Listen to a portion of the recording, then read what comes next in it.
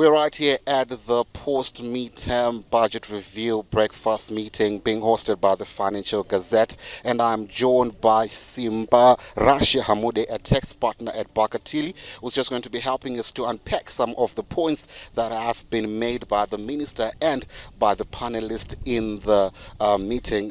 Good morning, Simba.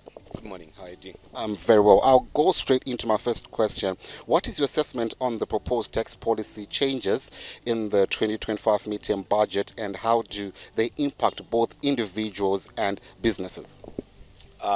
Like what the minister said in his presentation, prior to the presentation of the 2025 midterm fiscal policy review, there were done a lot of consultations, and the market and policymakers all agreed that there is stability in the economy in terms of tax laws, exchange rates, and a number of things. And it was agreed that let's leave things as they are. So in terms of the 2025 midterm fiscal policy review, there are no much changes in terms of tax changes. We are continuing with the Finance Act from January 2025, and a number of changes will be coming in November when we are going to do the 2026 budget. Now, you've mentioned that no changes were made. Do you think this is actually a good step towards making our economy better, or is something that the business people are still having questions on to say, can something be done, or can these taxes be reviewed? Of course, there are a number of issues that we were expecting to be done. For example, issues around your employment tax, the minimum tax threshold, the $100. We thought that was going to be reviewed. The other issue is the IMTT, the 2% tax. We were of the opinion that one was going to be reviewed as well. But if the minister was of the opinion that any changes was going to then destabilize, in agreement with a number of policymakers in the country, I think what was done is still okay. Now, considering that nothing has been changed, do you think that this will improve the tax compliance and also broaden the tax base in Zimbabwe? Yes, in terms of tax compliance, I think it will improve. In terms of tax revenue collection and tax base, I think it will improve. I think in the 2025 policy review on the revenue measures, we saw that the minister presented issue around revenue collection, and he said in the first half of 2025, we managed to collect more than what was expected to be collected.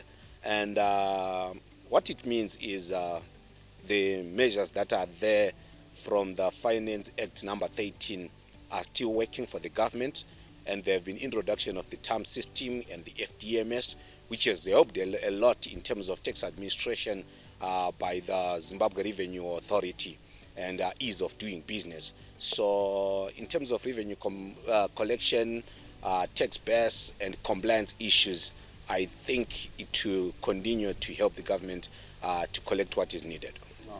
Now, moving on to the issue of IMTT, which you've just mentioned, how has this affected business transactions and consumer behavior since its implementation, particularly in 2025?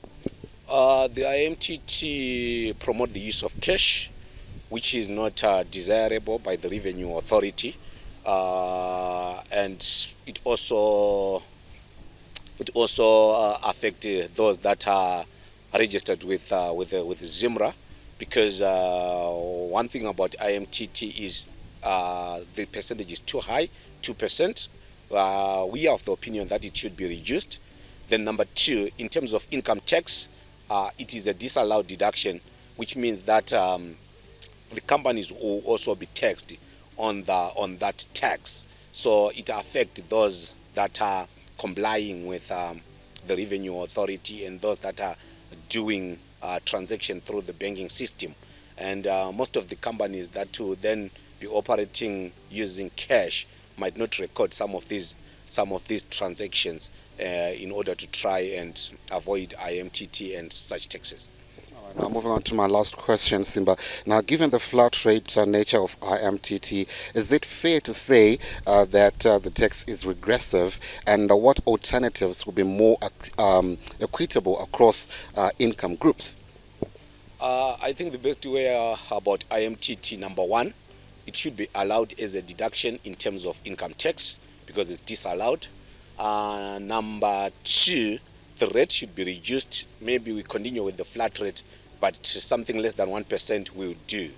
Then number three, when it was introduced by the minister, he said that this tax was meant for those that are not operating formally. But you would see that only those that are operating formally are the ones that are affected. The ones that are operating formally are operating using cash, and they won't be affected by IMTT. So since it's not serving the purpose that was it introduced for, it's better for it to be repealed. If it is not repealed, the rate should be reduced and it should be allowed as a deduction in terms of income tax. Well, thank you very much, Simba, for coming through, and thank you so much for unpacking all of these tax issues. Thank you for having me. God. Now, that was Simba Hamude from Bakatili. He was just unpacking to us some of the issues to do with taxes. Of course, we've heard that no changes have been made in regards to taxes. The game is as it is, and we'll continue, giving you updates as they will be coming through.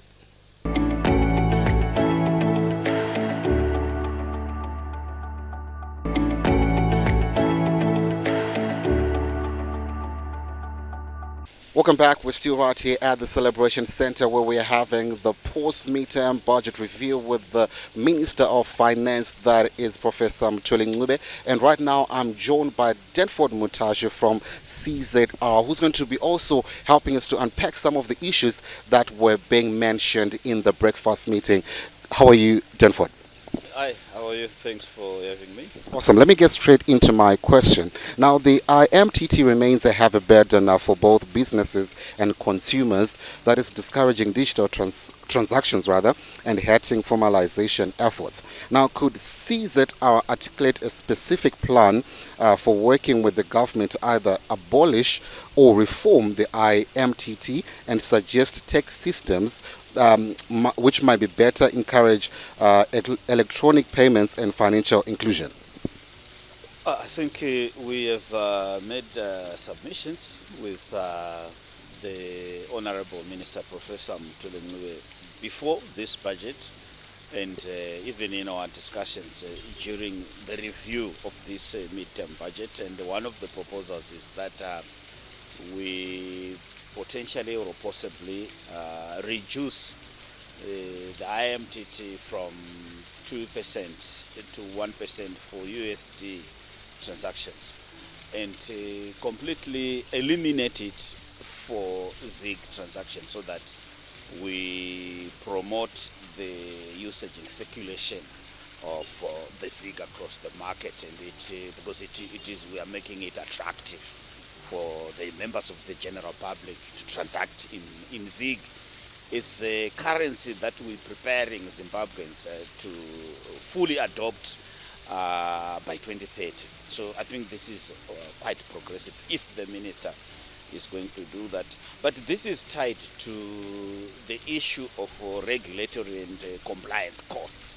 Remember, the Honorable Minister in his presentation of the midterm budget highlighted the importance of streamlining these regulatory and compliance costs, and this has been affecting a number of sectors, a number of businesses, and even the President, His Excellency President Dr. Edi Mnangagwa, came out for the second time to actually buttress the importance of streamlining the regulatory and cost compliance, and also improve the ease and cost of doing business with a broader focus on improving our competitiveness across sectors.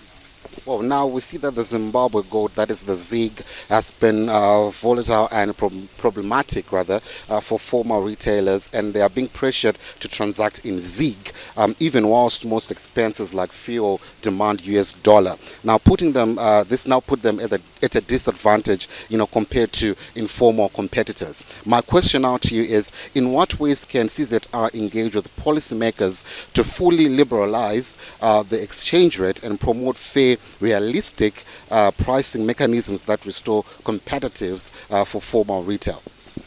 I think we have engaged with the government over a very long period of time, protracted engagements is before. And currently, we can safely say we have managed to attain the stability that we saw clamored for in terms of the currency and exchange rate stability.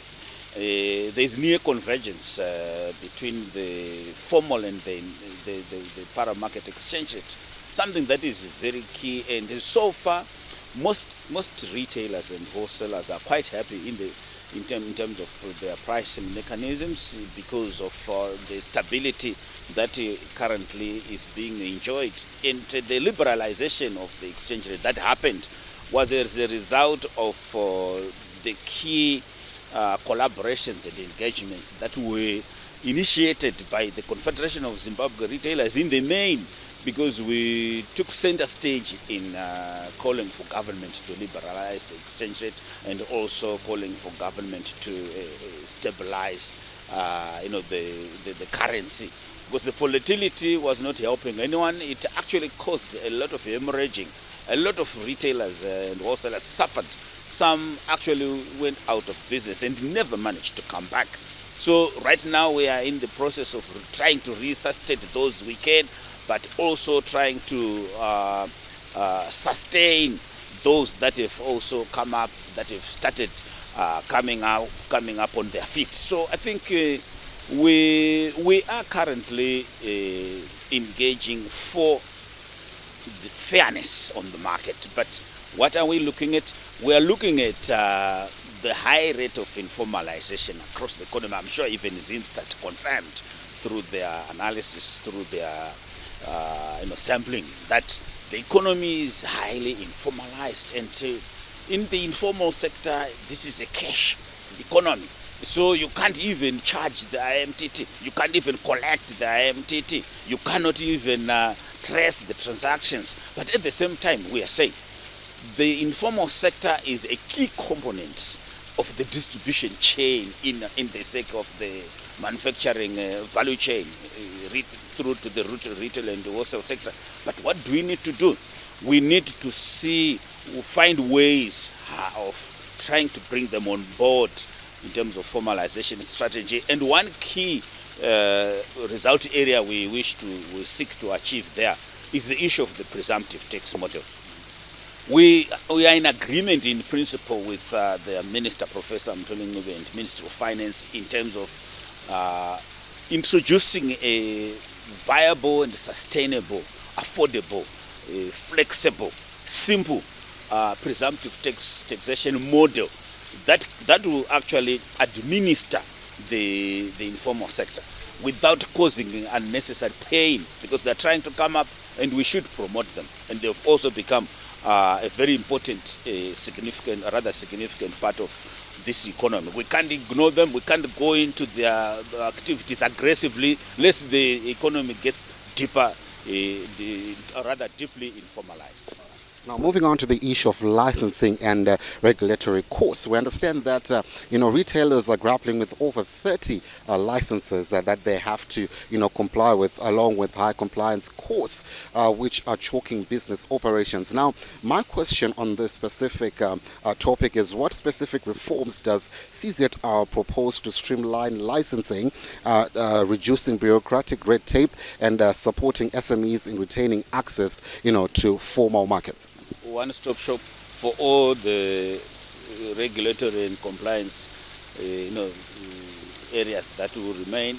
But secondly, we definitely need to reduce by more than 50% the cost of compliance, including even shop licenses for most. If you walk into most CBDs, I was very disappointed that for a very small 2x2 market store, someone is asked to pay between 300 and 600 USD as a shop license.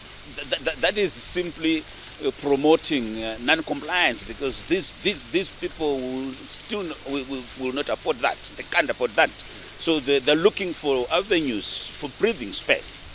So that is a very critical issue, but we expect the compliance and regulatory costs to be reduced by more than 50%. And not only that, some of them must be eliminated. Some of them are not really adding any value to any business because they are one size fits all. Whether you are a big business or a small business, if they charge you $500 US, it is still $500 US for everybody. And it does not also recognize the fact that, that whether someone has made profit or not, you still have to pay. So we are saying, I think that has got to the model has got to change, and some of the regulatory bodies are simply milking and making money by collecting from established businesses, and not even collecting from the informal businesses. But be that as it may, it is not serving any purpose for most businesses because it's just collection. Now, let me move on to my last question in regards to fast food and sports betting taxes, which is something that, the ordinary person has been feeling the impact, especially on the taxes that were introduced, which has been criticized, for disproportionately impacting poorer consumers and adding costs of burden. Now, my question is, does CZ plan to lead a lobbying campaign for consultation or repeal of these specific taxes? I think some of these taxes are global. You can find them in, globally you can find them in many economies. But possibly and potentially what we need to look at is to always try and cushion the poor. Because tax is wealth redistribution in an economy, but you always want to reduce the burden on the poor. And where you have placed a tax head on the poor, you certainly need them to come up with a lot of incentives on the poor. For example, the issue of that the minister spoke about, social safety nets. We need to come up with many of those as a way of redistributing the wealth from the haves to the have-nots, as it were. But literally, I think that is basically what that will do. So we need to make sure that there is a lot of focus now on how we can help the poor, how we can incentivize the poor, and how we can reduce the burden, the suffering, the pain among us to the poor. And in doing so, we also take cognizance of the fact that for that to happen, government must collect more. But from where?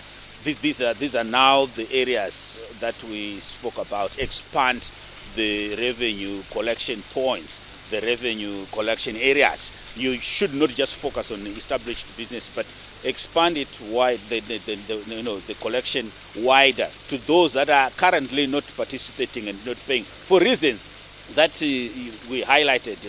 Over-regulation, heavy regulation rather, heavy compliance costs, and also a lot of burdens that come with just formalizing. It is actually sometimes it looks like it's a punishment for one to formalize. So I think those are some of the conversations that we have been carrying out since the last year into this last half of the year, and I think we are heading somewhere, and certainly the country is poised to achieve Vision 2030 under the able leadership of His Excellency President Dr. Edi. Well, thank you very much for coming through and putting this to light. Thank you so much. Well, there you have it. We're just having a representative from the CZR who was just, putting out there what they are doing in order, to help the general citizens as they comply with their taxes.